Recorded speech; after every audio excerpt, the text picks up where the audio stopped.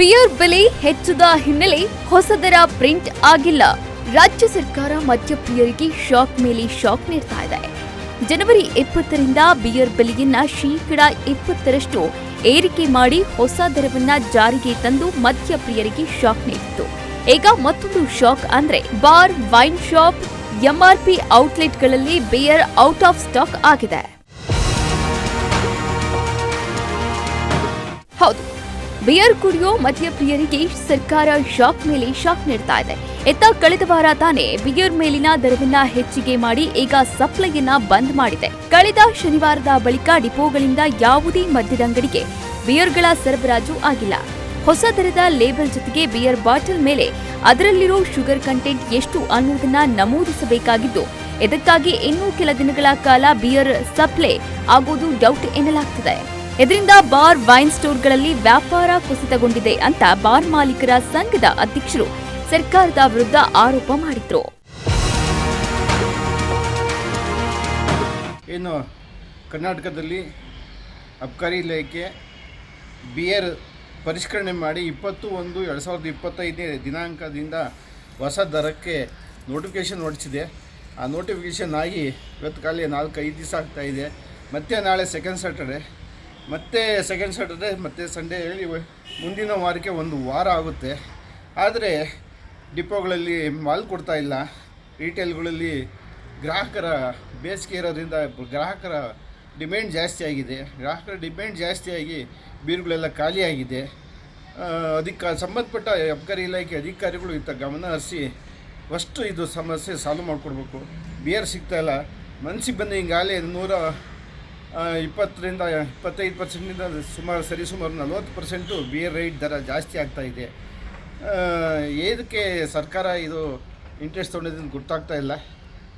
ದಯವಿಟ್ಟು ಮೊದಲು ಬಿಯರ್ ಸಿಗೋದಕ್ಕೆ ಅಬಕಾರಿ ಇಲಾಖೆಯವರು ಇದಕ್ಕೆ ಗಮನ ಹರಿಸಿ ಇದನ್ನ ಪ್ರಾಬ್ಲಮ್ ಸಾಲ್ವ್ ಮಾಡಿಕೊಡ್ಬೇಕು.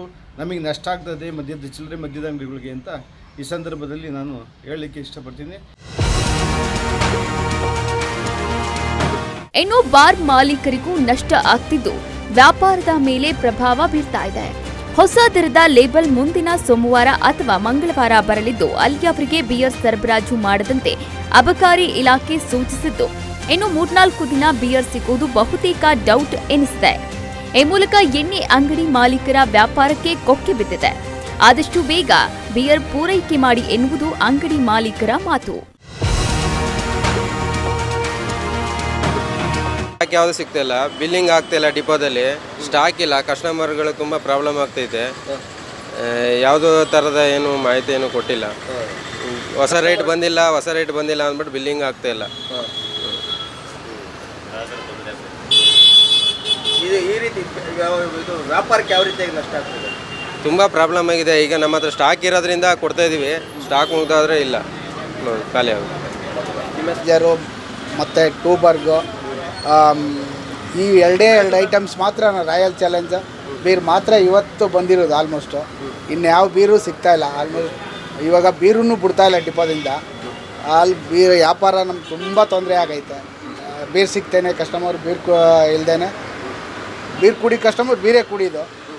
ಆದ್ದರಿಂದ ನಮಗೆ ಆದಷ್ಟು ಸರ್ಕಾರ ಇದನ್ನ ಬೇಗ ಇದು ಕ್ಲಿಯರ್ ಮಾಡಿ ನಮ್ಗೆ ಕಳಿಸ್ಕೊಡ್ಬೇಕಂತ ವಿನಂತಿಸ್ಕೊತಾ ಇದ್ದೀವಿ. ಒಟ್ಟಲ್ಲಿ ಸರ್ಕಾರ ಕಳೆದ ವಾರವಷ್ಟೇ ಬಿಯರ್ ಮೇಲಿನ ದರವನ್ನ 10ರಿಂದ 40 ರೂಪಾಯಿಯವರೆಗೆ ಏರಿಕೆ ಮಾಡಿತ್ತು. ಇದರ ಜೊತೆಗೆ ಪ್ರತಿ ಬ್ರ್ಯಾಂಡ್ನ ಬಿಯರ್ನಲ್ಲೂ ಅಡಗಿರುವ ಶುಗರ್ ಕಂಟೆಂಟ್ ಬಗ್ಗೆಯೂ ಗ್ರಾಹಕರಿಗೆ ತಿಳಿಸುವ ನಿಟ್ಟಿನಲ್ಲಿ ಶುಗರ್ ಲೇಬಲ್ ಅನ್ನು ಕೂಡ ಕಡ್ಡಾಯ ಮಾಡಿದೆ.